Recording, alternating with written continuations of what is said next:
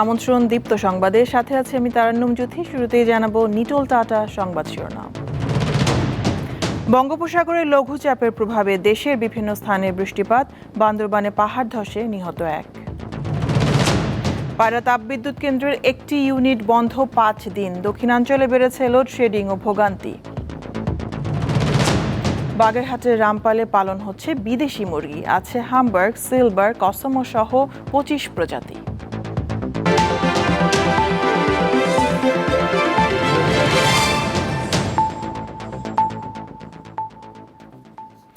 বঙ্গোপসাগরে সৃষ্ট লঘুচাপের প্রভাবে উপকূলীয় এলাকা এবং রাজধানী ঢাকা সহ দেশের বিভিন্ন স্থানে বৃষ্টিপাত হচ্ছে। উপকূলে বইছে ঝোড়ো হাওয়া। ভারী বৃষ্টিপাতে চট্টগ্রাম, রাঙামাটি, খাগড়াছড়ি, কক্সবাজার ও বান্দরবান জেলায় পাহাড় ধসের আশঙ্কা করছে আবহাওয়া অফিস। সব সমুদ্র বন্দরে 3 নম্বর স্থানীয় সতর্কতা সংকেত আর নদী বন্দরগুলোতে 1 নম্বর স্থানীয় সতর্কতা সংকেত দেখাতে বলা হয়েছে।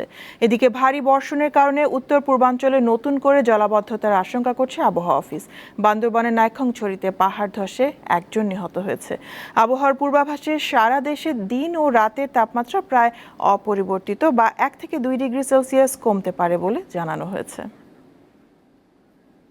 বায়ুর চাপের আধিক্য রয়েছে বঙ্গোপসাগরে এবং মৌসুমী বায়ু বঙ্গোপসাগর এবং বাংলাদেশের উপরে সক্রিয় থাকার কারণে সারা বাংলাদেশেই থেমে থেমে বৃষ্টি হচ্ছে। কোথাও হালকা থেকে মাঝারি বৃষ্টি হচ্ছে, কোথাও মাঝারি ধরনের ভারী থেকে ভারী, এবং বিশেষ করে রংপুর, ময়মনসিংহ, সিলেট, চট্টগ্রাম এবং বরিশাল বিভাগের কোথাও কোথাও ভারী থেকে অতি ভারী বৃষ্টিপাতের সম্ভাবনা রয়েছে। 5 দিন ধরে বন্ধ পটুয়াখালীর পায়রা 1320 মেগাওয়াট তাপবিদ্যুৎ কেন্দ্রের একটি ইউনিটের উৎপাদন। এতে দক্ষিণাঞ্চলে বেড়েছে লোডশেডিং। কর্তৃপক্ষ জানিয়েছে বিদ্যুৎ কেন্দ্রটি চালু হতে আরও 1 সপ্তাহ লাগতে পারে। সোমবার দুপুরে রক্ষণাবেক্ষণের জন্য পায়রা 1320 মেগাওয়াট তাপবিদ্যুৎ কেন্দ্রের প্রথম ইউনিটের 660 মেগাওয়াট বিদ্যুৎ উৎপাদন বন্ধ করে দেওয়া হয়। এর পরপরই পটুয়াখালী সহ দক্ষিণাঞ্চলে মাত্রা অতিরিক্ত লোডশেডিং শুরু হয়। এই অবস্থায় লোকসানের মুখে পড়েছেন ব্যবসা প্রতিষ্ঠানের মালিক ও পর্যটন সংশ্লিষ্টরা। ব্যাহত হচ্ছে শিক্ষার্থীদের লেখাপড়া। হাসপাতাল সহ সেবা নির্ভর প্রতিষ্ঠানগুলো চলছে না স্বাভাবিক গতিতে। 24 ঘন্টা 6 ঘন্টা বিদ্যুৎ পাচ্ছি না আমরা। যে কোনো সময় ফ্রিজ, টিভি এগুলো নষ্ট হয়ে যাইতে পারে। ফ্রিজের যে আইটেমগুলো আছে এর গুণগত মান ঠিক থাকে না। চাহিদার তুলনায় কম বিদ্যুৎ পাওয়ায় বাধ্য হয়ে লোডশেডিং করতে হচ্ছে বলে জানান এই পল্লী বিদ্যুৎ কর্মকর্তা। বর্তমানে আমাদের ডিমান্ড আছে প্রায় 35 মেগাওয়াটের মতো। তো ওই যখন 20 মেগাওয়াট আসে তাহলে মোটামুটি ধরেন আমরা 40% লোডশেডিং হয়। বন্ধ হওয়া ইউনিটটি জুলাই মাসের প্রথম সপ্তাহে চালু হতে পারে বলে জানিয়েছে কর্তৃপক্ষ। 2টা ইউনিট এখানে যত খোলা সেখানে 1টা ইউনিট চলতো, তো এখন 2টা ইউনিট চলে আসবে 4 তারিখের ভিতরে, মানে আরেকটা ইউনিট চলে আসবে 4 তারিখে। গত বছরের জুনে কয়লা সংকটে এই বিদ্যুৎ কেন্দ্রের উৎপাদন 20 দিন বন্ধ ছিল। দীপ্ত বার্তা কক্ষ। বাগেরহাটের রামপালে বিদেশি মুরগি পালন করছেন এক শিক্ষার্থী। বেকারত্ব দূর করার পাশাপাশি তিনি স্বাবলম্বী হয়েছেন। এমন উদ্যোক্তাকে সব ধরনের সহযোগিতার আশ্বাস দিয়েছে জেলা প্রশাসন। কালো প্রিন্টে সিলভার ল্যান্ড উইন্ডট আমেরিকান এই মুরগির প্রতি জোড়ার দাম 60 থেকে 70 হাজার টাকা। একদিনের বাচ্চা 4 থেকে 5 হাজার টাকা জোড়া।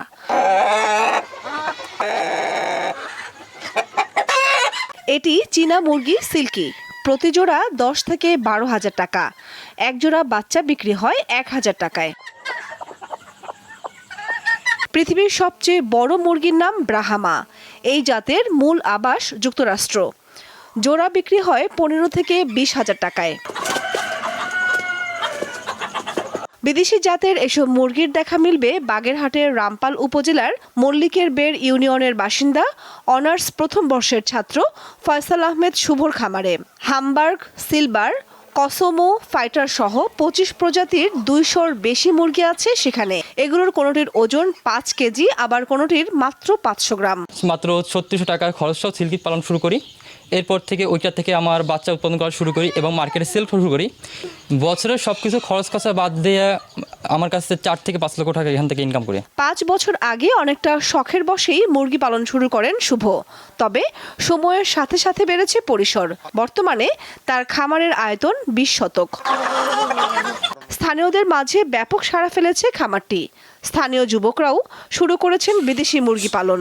সবাই এখানে অনেক প্রজাতির বিদেশি মুরগি রয়েছে, আমি মাঝে মাঝে এগুলো দেখতে আসি। ওখান থেকে আমি টুকটাক করে মোটামুটি ইনকাম শুরু করতেছি এবং বড় পরিসরে করার চিন্তা ভাবনা করতেছি। শুভর এমন সাফল্যে সব ধরনের সহায়তার আশ্বাস দিয়েছেন জেলা প্রশাসক।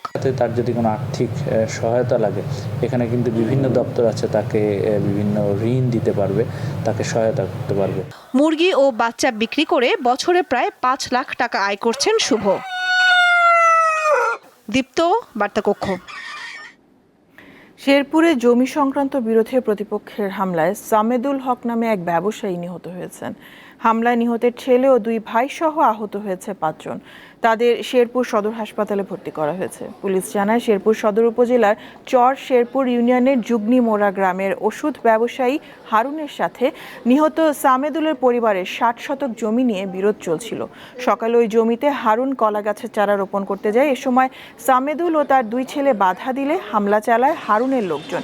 এ ঘটনায় মামলা দায়েরের প্রস্তুতি চলছে।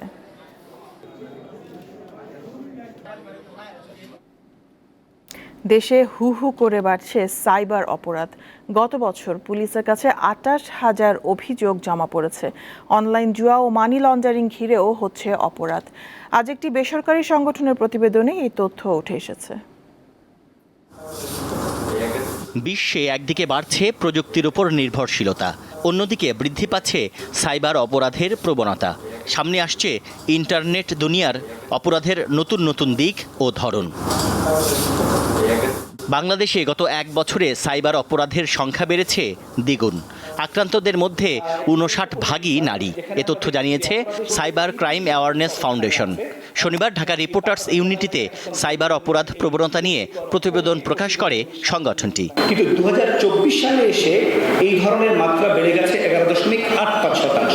এর মধ্যে যুক্ত হয়েছে ইন্টারনেটে উন্মুক্তভাবে ব্যক্তিগত তথ্য ছড়িয়ে দেয়া, অন্যের জাতীয় পরিচয়পত্রের অপব্যবহার, অনলাইন আয়ের ফাঁদে ফেলে অর্থ হাতিয়ে নেয়া, নামী প্রতিষ্ঠানের নামে বিজ্ঞাপনের ফাঁদে প্রতারণা, অনলাইন জুয়া, ফোন নম্বর স্পুফিং ও স্ক্রিন মিররিং, এইসব বিষয়গুলো।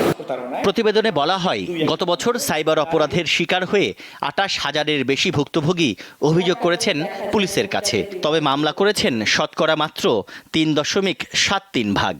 অনলাইন গ্যাম্বলিং বলতে যে মামলাগুলো সাইবার সিকিউরিটি অ্যাক্টে হচ্ছে, তার আড়ালে আছে মানি লন্ডারিং। আইনের ধারাগুলি যেহেতু অআমলযোগ্য এবং অজামিনযোগ্য, গ্রেপ্তারের যে ইনিশিয়েটিভটা এটি আমরা তৎক্ষণাৎ নিতে পারি না। অ্যাজ এ রেজাল্ট তার সাইবার স্পেসের এভিডেন্সগুলো সে খুব সহজেই সরিয়ে ফেলছে। অনুষ্ঠানে সাইবার অপরাধ থেকে বাঁচতে ব্যক্তি সচেতনতা বাড়ানোর উপরে গুরুত্ব দেন বিটিআরসির মহাপরিচালক। সবাইকে কিন্তু এটাকে সচেতন থাকতে হবে। স্মার্ট সোসাইটির জন্য সবচেয়ে ইম্পর্টেন্ট ফ্যাক্টর হচ্ছে গিয়া ডিজিটাল ডিভাইড অর ইনক্লুশন করা। আমাদের বিটিআরসির কাজ হচ্ছে গিয়া একটা বড় হাইওয়ে তৈরি করে দেওয়া। প্রতিবেদনে জানানো হয় 2023 সালের মোট সাইবার অপরাধের শতকরা 11.5% হয়েছে পর্নোগ্রাফি কেন্দ্রিক। তানভীর খন্দকার, দীপ্ত সংবাদ, ঢাকা। খালেদা জিয়ার নিঃশর্ত মুক্তির দাবিতে রাজধানী নয়াপল্টনে চলছে বিএনপির সমাবেশ। দলটির কেন্দ্রীয় কার্যালয়ের সামনে এই সমাবেশ আয়োজন করা হয়। এতে অংশ নিতে বৃষ্টি উপেক্ষা করে সকাল থেকে মিছিল নিয়ে বিএনপি ও সহযোগী সংগঠনের নেতাকর্মীরা উপস্থিত হতে থাকেন। দুপুরের মধ্যে সমাবেশ স্থল কানায় কানায় পূর্ণ হয়ে যায়। অনুষ্ঠানের প্রধান অতিথি বিএনপি মহাসচিব মির্জা ফখরুল ইসলাম আলমগীর। খালেদা জিয়ার নিঃশর্ত মুক্তির দাবিতে ঘোষিত 3 দিনের কর্মসূচির অংশ হিসেবে আজ এই সমাবেশ করছে বিএনপি।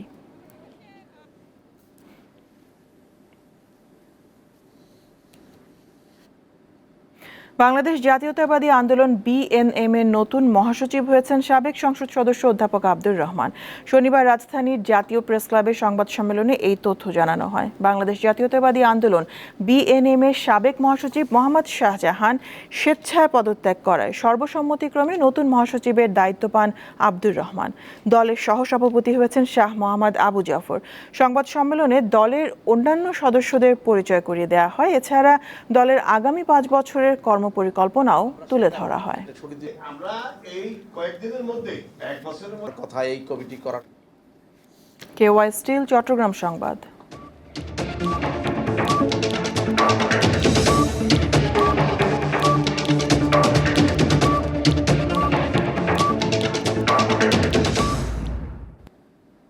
প্রধানমন্ত্রী ভারত সফরে কোনো চুক্তি হয়নি, কিছু সমঝোতা হয়েছে। এই নিয়ে বিএনপি বিভ্রান্তি ছড়াচ্ছে। দুপুরে চট্টগ্রাম উত্তর জেলা আওয়ামী লীগের এক সেমিনারে এইসব কথা বলেন পররাষ্ট্রমন্ত্রী হাসান মাহমুদ। চট্টগ্রাম প্রেস ক্লাবে আয়োজিত বাংলাদেশ আওয়ামী লীগ ও বঙ্গবন্ধু শীর্ষক সেমিনারে সভাপতিত্ব করেন চট্টগ্রাম উত্তর জেলা আওয়ামী লীগের সভাপতি এম এ সালাম। সভায় পররাষ্ট্রমন্ত্রী বলেন, সরকার নেপাল ও ভুটানের সাথে কানেক্টিভিটির কাজ করছে, অথচ বিএনপি কিছু একটা পেলেই মিথ্যা বলার প্রতিযোগিতায় নেমে বিভ্রান্তি ছড়ায়।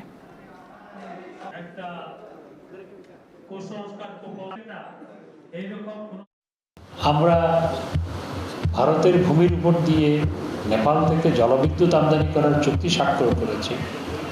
ভুটানের সাথেও আলাপ আলোচনা চলছে, কিন্তু বিএনপি সেটি নিয়ে বিভ্রান্তি ছড়াচ্ছে। চট্টগ্রামের সীতাকুণ্ডে একটি বাস নিয়ন্ত্রণ হারিয়ে উল্টে 1 জন নিহত ও 10 জন আহত হয়েছে। সকাল 9:30টার দিকে ঢাকা চট্টগ্রাম মহাসড়কের ফৌজদারহাটে এই ঘটনা ঘটে। প্রত্যক্ষদর্শীরা জানায়, চট্টগ্রাম থেকে ঢাকামুখী বাসটি একটি প্রাইভেট কারকে অতিক্রম করতে গিয়ে নিয়ন্ত্রণ হারিয়ে উল্টে যায়। ঘটনাস্থলেই এক যাত্রীর মৃত্যু হয়। গুরুতর আহত 4 জনকে চট্টগ্রাম মেডিকেল কলেজ হাসপাতালে পাঠানো হয়েছে। এই দুর্ঘটনার কারণে প্রায় 2 ঘন্টা ঢাকা চট্টগ্রাম মহাসড়কে যান চলাচল বন্ধ ছিল।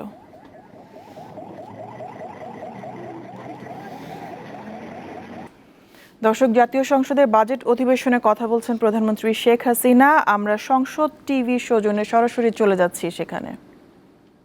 কেউ থাকবে না। আমরা 2030 সালের মধ্যে এই অতি দরিদ্র হার একেবারে সুন্দর কথা নিয়ে আসবো ইনশাল্লাহ। আমাদের স্বাস্থ্য, শিক্ষা, যোগাযোগ ইত্যাদি সকল ক্ষেত্রে প্রয়োজনীয় অবকাঠামো নির্মাণ করে উন্নয়নকে আমরা দৃশ্যমান করেছি। মানব সম্পদ উন্নয়ন, ব্যবসা বাণিজ্য সহায়ক পরিবেশ তৈরি করতে আমরা সক্ষম হয়েছি। আমাদের চলার পথ খুব সহজ ছিল না, চলার পথ বন্ধুর ছিল। বারবার বাধা এসেছে। একটা হচ্ছে দেশের ভিতরে আভ্যন্তরীণভাবে, আবার আন্তর্জাতিক পর্যায়েও নানা ঘাত প্রতিঘাতের মধ্য দিয়ে আমাদের চলতে হয়েছে। তার উপর আবার এর মাঝে আবার প্রাকৃতিক দুর্যোগ, অর্থাৎ মনুষ্য সৃষ্ট দুর্যোগ, প্রাকৃতিক দুর্যোগ, আন্তর্জাতিক সংঘাত, যুদ্ধ, স্যাংশন, কাউন্টার স্যাংশন, এইগুলি মোকাবেলা করেই তো আমাদের চলতে হচ্ছে। আমরা তারপরেও দেখেছি সারা বিশ্বব্যাপী জীবন জীবিকার যে ঝুঁকি এবং মূল্যস্ফীতি, বাংলাদেশ তো এর থেকে দূরে নয়। রাশিয়া ইউক্রেন যুদ্ধ যখন লাগলো, স্যাংশন হলো, প্রত্যেক জিনিসের দাম বেড়ে গেল। আমাদের বিশ্ববাজারে আমরা দেখলাম জ্বালানি তেল, সার, গ্যাস, ভোজ্য তেল, গম, চিনি, প্রত্যেকটা নিত্য প্রয়োজনীয় জিনিসের দাম বেড়ে গেছে এবং পরিবহন খরচ বেড়ে গেছে। ওই অবস্থার মধ্যেও কিন্তু আমাদের একটা বিরাট চ্যালেঞ্জ নিয়ে এগিয়ে যেতে হয়েছে। তবু মানুষের যাতে কষ্ট না হয়, যেখানে যত টাকা হোক আমরা তা খরচ করেছি এবং মানুষের চাহিদা আমরা পূরণ করতে সক্ষম হয়েছি। অনেক উন্নত দেশও তা পারেনি। কোভিডের সময় ভ্যাকসিন, উন্নত দেশ, ধনী দেশ কিন্তু বিনা পয়সায় ভ্যাকসিন দেয় নাই, কিন্তু বাংলাদেশ বিনা পয়সায় ভ্যাকসিন দিয়েছে, টেস্টিং করিয়েছে।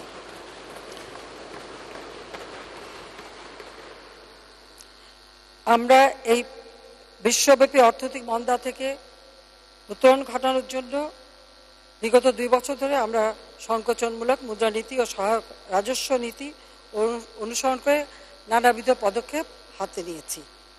নীতি সুদের হার 8.5% উন্নীত করা হয়েছে এবং নীতি সুদ হারের করিডোরে ঊর্ধ্বসীমা 10% নির্ধারণ করা হয়েছে। এছাড়া ঋণের চাহিদা, অর্থের যোগান, ব্যাংক আর গ্রাহক সম্পর্কের ভিত্তিতে সুদের হার নির্ধারিত হওয়ার পদ্ধতি প্রবর্তন করা হয়েছে। মুদ্রানীতি এ সকল পদক্ষেপকে ফলপ্রসূ করতে রাজস্ব নীতিতেও সংকোচনমূলক নীতি কৌশল অবলম্বন করা হচ্ছে, যার প্রতিফলন এবারে বাজেটেও রয়েছে। এছাড়া বিভিন্ন কম গুরুত্বপূর্ণ খাতে ব্যয় কমিয়ে আনার লক্ষ্যেও আমরা পদক্ষেপ নিয়েছি। আমরা আশা করি যে আমাদের গৃহীত পদক্ষেপের ফলে 2024-25 অর্থবছর শেষ নাগাদ আমাদের মূল্যস্ফীতি আমরা আরও নিয়ন্ত্রণ করতে পারবো, হ্রাস করতে পারবো, এ বিশ্বাস আমাদের আছে। এজন্য আমাদের উৎপাদন বাড়াতে হবে, সরবরাহ বাড়াতে হবে। এ প্রসঙ্গে আমি একটু স্মরণ করতে চাই যে 2009 সালে দায়িত্ব যখন আমরা গ্রহণ করেছি, সেই সময় মূল্যস্ফীতি পেয়েছিলাম 12.3%। এখন এত বেশি চলতি, অর্থাৎ 12.3 ছিল মূল্যস্ফীতি, যা আমাদের গৃহীত পদক্ষেপের ফলে তা আমরা কমিয়ে 7% নিচে নামিয়ে আনি।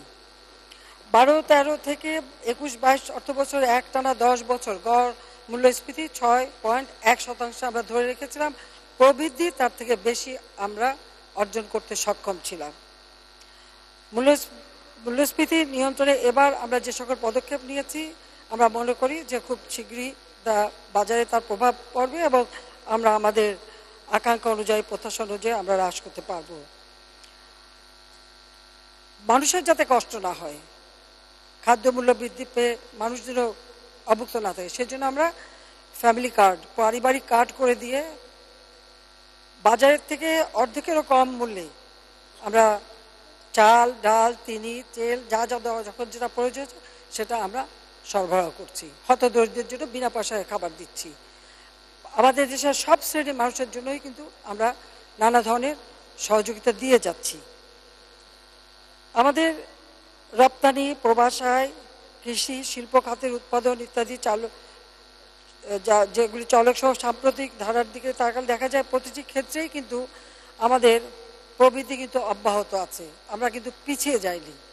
এই অতিবারী যুদ্ধ সব কিছু মোকাবেলা করেই কিন্তু আমরা সামনের দিকে এগোচ্ছি। গত অর্থ বছরে প্রবাস আয় এসেছে 21.6 বিলিয়ন মার্কিন ডলার।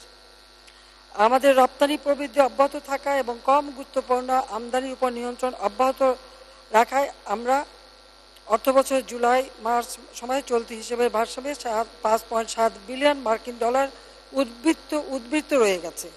এছাড়াও কৃষি ও শিল্প উৎপাদনও বৃদ্ধি পেয়েছে।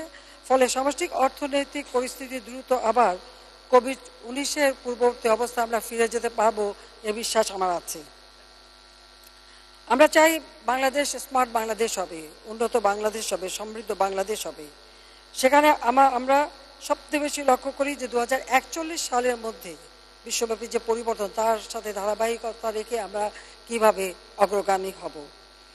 আমরা সেদিকে লক্ষ্য রেখে আমরা মনে করি আমাদের ভবিষ্যৎ প্রজন্ম শিক্ষায় দীক্ষায় তাদেরকে উপযুক্ত করে গড়ে তুলতে হবে এবং উপযুক্ত শিক্ষা ও কর্মসংস্থান নিশ্চিত করা আমাদের মূল লক্ষ্য। এখানে একটি কথা বলতে চাই যে বেকারত্বের হার কিন্তু মাত্র 3 ভাগ। সেটাও যদি সবাই চায় কাজ করতে পারে, সেই সুযোগটা কিন্তু আমরা সৃষ্টি করেছি। আর আমরা আমাদের প্রচলিত শিক্ষা ব্যবস্থাকে আধুনিক এবং যুগোপযোগী করে আমরা প্রযুক্তি শিক্ষাকে গুরুত্ব দিয়েছি। স্কুলে আমরা কম্পিউটার ল্যাব করে দিচ্ছি, আমরা কম্পিউটার ট্রেনিং এবং ইনকিউবেশন সেন্টার করে দিচ্ছি। কম্পিউটার, প্রজেক্টর, ইন্টারনেট ইত্যাদি আমরা শিক্ষা প্রতিষ্ঠানে সরবরাহ করে যাচ্ছি। আর প্রাথমিক ধাপ থেকেই যেন আমাদের শিশুকাল থেকেই যেন তারা এই প্রযুক্তির সাথে পরিচিত হয়, সেদিকে আমরা বিশেষ দৃষ্টি দিয়েছি। মাল্টিমিডিয়া শ্রেণীকক্ষ করে দিচ্ছি, বিজ্ঞান শিক্ষার জন্য আধুনিক ল্যাব তৈরি করে দিচ্ছি, বিজ্ঞান শিক্ষা এবং কারিগরি শিক্ষার উপরে আমরা বিশেষ গুরুত্ব দিয়েছি। শিক্ষার সকল ধাপ সম্পন্ন করার পর যেন উপযুক্ত কর্মসংস্থান হয়, সেটাই আমাদের লক্ষ্য। সেইভাবে আমরা শিক্ষাকে গুরুত্ব দিই। তাছাড়া কারিগরি শিক্ষায় শিক্ষিত হলে শুধু দেশে না, বিদেশেও কর্মসংস্থানের ব্যবস্থা হবে। মানব সম্পদ উন্নয়ন করে বাংলাদেশ 41 সালের মধ্যে স্মার্ট মানব সম্পদ যাতে হয় সে ব্যবস্থা আমরা নিচ্ছি।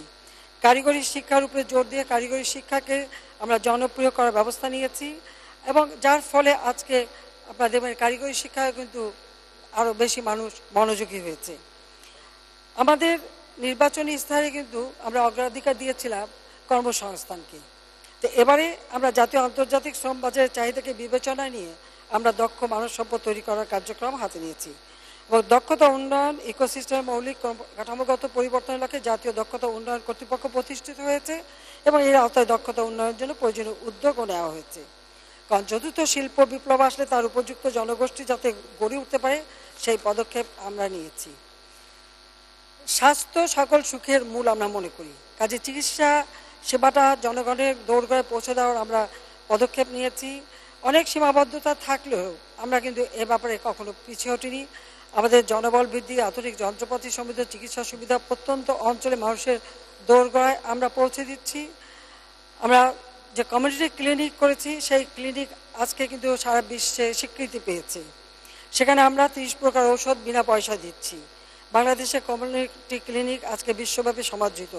কমিউনিটি ভিত্তিক প্রাথমিক স্বাস্থ্য ব্যবস্থা সার্বজনীন স্বাস্থ্য পরিষেবা অর্জনের লক্ষ্যে একটি অংশগ্রহণমূলক ও অন্তর্ভুক্তিমূলক পদ্ধতি, community based primary health care, A participatory and inclusive approach to achieving universal health services, এই শিরোনামে সরকারি বেসরকারি অংশীদারিত্বে বাংলাদেশের কমিউনিটি ক্লিনিক ভিত্তিক মডেল প্রাথমিক স্বাস্থ্য সেবা প্রতিষ্ঠায় আন্তর্জাতিক স্বীকৃতি অর্জন করেছে, যেটা আপনারা জানেন যে জাতিসংঘে ইতিমধ্যেই একটি রেজুলেশন নেওয়া হয়েছে, যেটা বলা হয়েছে কমিউনিটি ক্লিনিক প্রতিষ্ঠায় এই সফল উদ্ভাবনী উদ্যোগকে ব্যাপক স্বীকৃতি দিয়ে এই উদ্যোগকে দ্য শেখ হাসিনা ইনিশিয়েটিভ হিসেবে উল্লেখ করে পাবলিক প্রাইভেট পার্টনারশিপের অনন্য উদাহরণ হিসেবে স্বীকৃতি দেওয়া হয়েছে। স্বাস্থ্য খাতে আমরা কোথায় ছিলাম আর আমরা কি করেছি? সরকারি মেডিকেল কলেজ ছিল মাত্র 12টা, এখন আমরা 3 গুণ বৃদ্ধি করছি 32টা। বেসরকারি মেডিকেল কলেজ ছিল 24টা, এখন হচ্ছে 72টা, 3 গুণ বৃদ্ধি। বিশেষায়িত মেডিকেল কলেজ 8টি, এখন 15টি। উপজেলা পর্যায়ে হাসপাতাল 208টা ছিল, এখন 431টি, 2 গুণ বৃদ্ধি করা হয়েছে। সরকারি হাসপাতালের শয্যা সংখ্যা ছিল 33,589, এখন 71,000 বেড সংখ্যা। নার্সিং কলেজ অ্যান্ড ইনস্টিটিউট 99টা মাত্র ছিল, আগে ছিল 31টা, এখন 99টা, আমাদের সময় 3 গুণ বৃদ্ধি। সরকারি চিকিৎসক। দর্শক, সংসদে বাজেট অধিবেশনে বক্তব্য রাখছিলেন প্রধানমন্ত্রী শেখ হাসিনা। সংসদ টিভির সৌজন্যে আমরা সরাসরি সেখানে ছিলাম।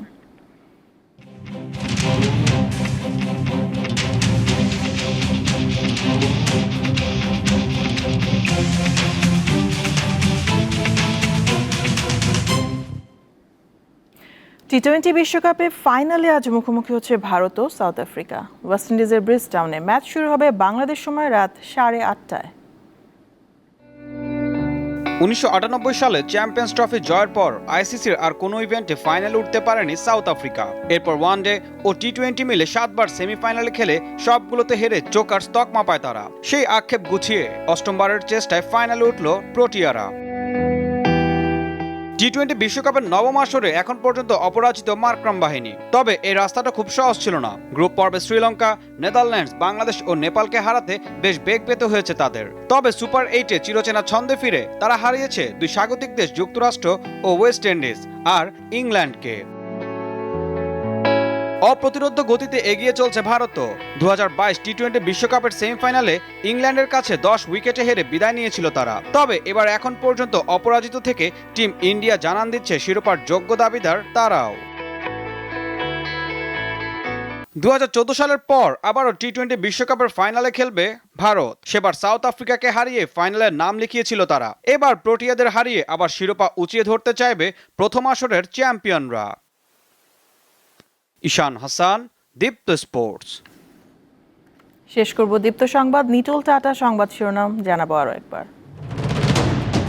বঙ্গোপসাগরে লঘুচাপের প্রভাবে দেশের বিভিন্ন স্থানে বৃষ্টিপাত, বান্দরবানে পাহাড় ধসে নিহত 1।